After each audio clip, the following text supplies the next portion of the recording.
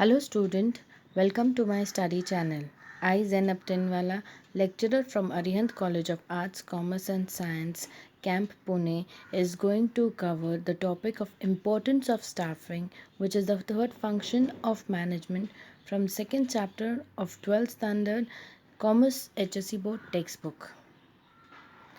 Staffing.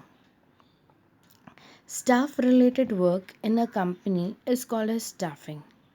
It consists of lower level, upper level, middle level management. All are called as staff. All the people working at different level are called as staff. So the process to appoint the staff is called as staffing. It is rightly said that staffing helps in placing right man at right job. In my previous video, I have already explained what is staffing, the meaning, the definition, and the process of staffing. But still, we'll just revise the meaning of staffing in brief. So, staffing is the process of filling position or post in the organization with adequate and qualified personnel. Staffing is the process of acquiring, deploying, and retaining a workforce of sufficient quantity and quality to create a positive impact on the organization's effectiveness. This means when you appoint a person on a particular post, you have to check his qualification, his education, his skill, his quality work, and then only whether he or she is fit for the particular post or no, then only that person is appointed for the particular post.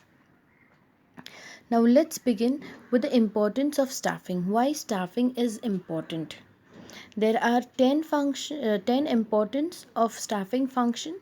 We'll be covering the first 5 importance of staffing. The first importance of staffing is effective managerial function. That is, staffing is the key to effective performance of other functions of management such as planning, organizing, directing, and controlling. This means whatever functions are there, the first function is planning, then organizing. So once you have planned and once you have organized all the man, material, machines, method, everything, you need people to work out your plans and work out for whatever you have organized. So staffing is very important. Without the staff, you cannot do any kind of functions which you have planned and organized. Next is competent workforce can work effectively in different functional areas like production, sales, finance, etc. This means competent workforce means the person who is capable and is qualified for the particular post. That person is only can work effectively. So like a sales manager has to be qualified in sales department, or he has to acquire qualification regarding to sales or marketing. A person who is working in the bank has to have qualifications or education related to bank. In the similar way, who is the person who is working in the finance department has to have an MBA degree in finance. Then only that person is able to give his best in what he is working. Even his interest should be in that work. The outcome of other functions is based on the effectiveness of staffing. This means like whatever you have planned, whatever you have organized, whom it is all to make your plan successful. The main outcome, whatever you are going to get after you have planned, depends on the person whom you have appointed. If you appoint an illiterate person on a manager's post, then the outcome will be not so fruitful. In place of a literate person, if he is the manager on a post, he'll be able to handle the situations, he'll be able to guide the other employees in a proper way and try to achieve the plan, what you have planned, and achieve the organizational goals. The next function is leads to effective utilization of human resources. Human resources are again the employees or the workers or the managers, the board of directors, whomever the organization appoints for the proper functioning of the organization. So the first point says staffing function leads to effective utilization of human resources, that is workforce. Proper care is taken at every stage, such as recruitment, selection, placement, remuneration, training, development, etc. So proper utilization of human resources means a person who is qualified, like in a college there are different streams: science, arts, commerce. So when a teacher who has been graduated in through commerce field, like the teacher who has done a masterate degree or a bachelor's degree through commerce, mcom or bcom, along with B.Ed degree, will be appointed to teach the students of commerce stream only. So that means the person is utilized in the proper way, because the teacher who has done the qualification in commerce stream will be able to explain the content to the students in a proper way. She will be, or he will be, having a proper content knowledge. So proper care is taken. So whenever the appointment is done, the a care is taken that the right person is appointed at a right place. If in olden days the teachers were appointed, but they nowadays the new technology has come. We have online classes, we have digital classes and all. So the teachers are being trained how to use the new technology. So at a particular time training is also being given. If a new syllabus is being introduced in the course, so at that time also the teachers are being trained how to use this, how to you have different teaching methods in the class to make the class interactive and all. And remuneration, so whatever risk the people take in their work, according to that they are paid the wages. Excessive burden of the work is also avoided. So when a person is appointed at a right place, at a right job according to the qualification and skill, then excess burden is avoided. So the person already knows what kind of work is to be done. Like if a commerce teacher is appointed for teaching commerce students, she knows what is the content to be taught, how much is to be done, and it can there won't be burden for other teacher to teach that same thing. She'll be having the book checking, marks distribution, paper correction, giving them assignments, giving them project, everything related to that subject the teacher can handle it properly. So there is not excess burden. Optimum utilization of human resources results in improvement in performance and progress of organization. So when the person who is appointed in this position is properly done, then it also improves and helps in the progress of the organization. Like if I give you an example, in a particular college a teacher teaches well, she is well versed with her content, so automatically it will reflect in the marks of the students. The students will be able to understand what the teacher is teaching. Then whatever queries the students have, the teacher will be able to clarify the queries, and this will help the students to get interest in the subject. They'll study well and automatically they will score good marks in the exams, and this will in turn help. Okay, like you have studied from this particular college, you have got good marks, so this is the result, and this will help in the progress of the college. From this college the students are getting good marks, so it is a publicity, it is a way of mm, providing quality work to the students, whereas the outcome will be good admission for the college. So appointment of qualified and well experienced and skilled teachers is very important for an educational institute. In the similar way, in an organization also, in a company also, well educated, well experienced, well qualified and skillful persons are required, so that it helps them to bring good output with minimum input.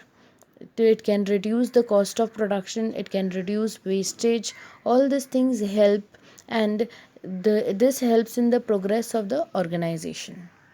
The next importance is build coordinate relationship. This function is helpful in building healthy relationships among all levels of employees in the organization. A smooth human relation is the key to better communication and coordination of managerial efforts in an organization.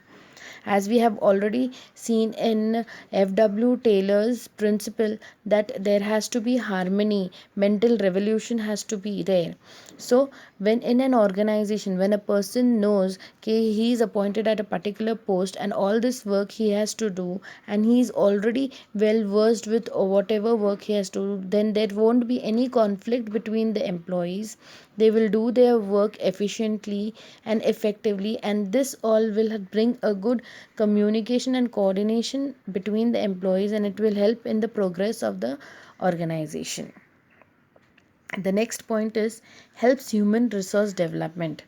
Skilled and experienced employee is an asset of a business organization. Staffing helps to inculcate the organizational culture in employees.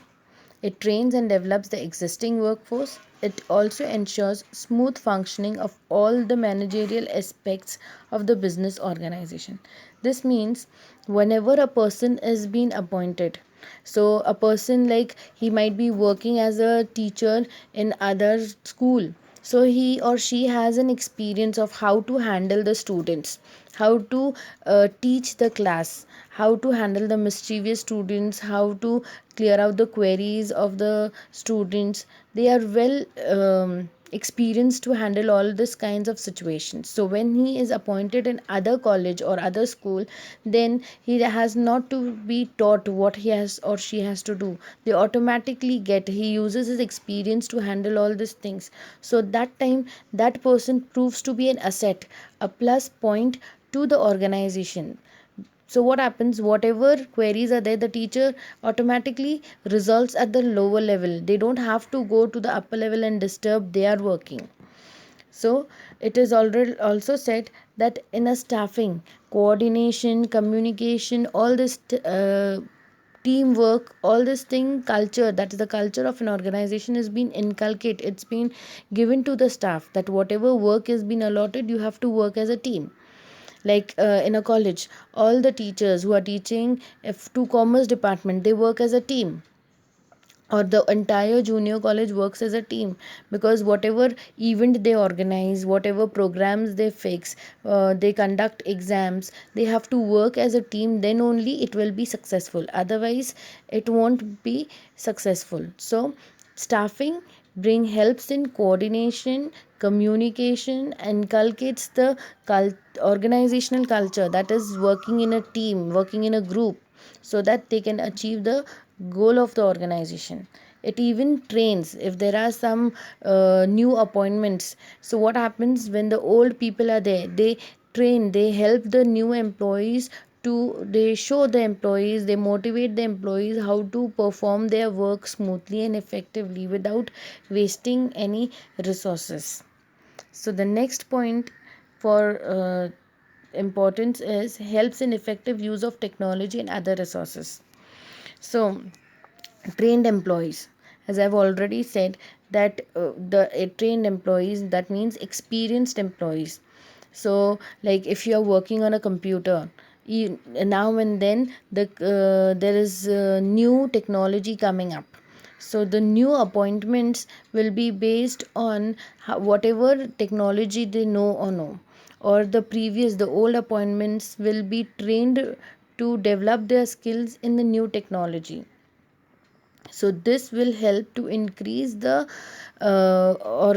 benefit effectiveness of the organization. So the what happens when they are trained, the employees won't have trial and error method. They, whatever functions they will be doing, they won't say that I'll give a try, then again something will go wrong, again they'll try. It is not like that before. So what happens when they use this trial and error method, they will waste the resources. Instead of that, what the organization does, it all trains them beforehand. Okay, now this new technology has come, we are giving you 1 month training, train yourself so that you don't use trial and error method, and you don't waste the resources which are being provided to you, material, machines, whatever it is. So It even helps to improve the standard of work. So whenever a new technology is being implemented, it helps to improve the standard of work. It helps the quality as well as the quantity of work. Like before, in olden days, in banks, people used to write the accounts with hands. Like this much money is being debited, this much money is being credited, this much money is being put in a fixed deposit, or it is being used for recurring, whatever it is. But nowadays everything is computerized. With one click, everything you come to know. Okay, how much money was debited, how much is credited, what are your incomes, how much interest you have to pay, all these things. So what happens, the standard of work has improved, and along with it you get a quality work. In few seconds or in few minutes you have to wait and you get the entire report. Okay, so this is called as the quality and the quantity of work. So for today's work, this we have explained first five importance. In my next video I'll be explaining you the next five importance. Till then, take care and thank you.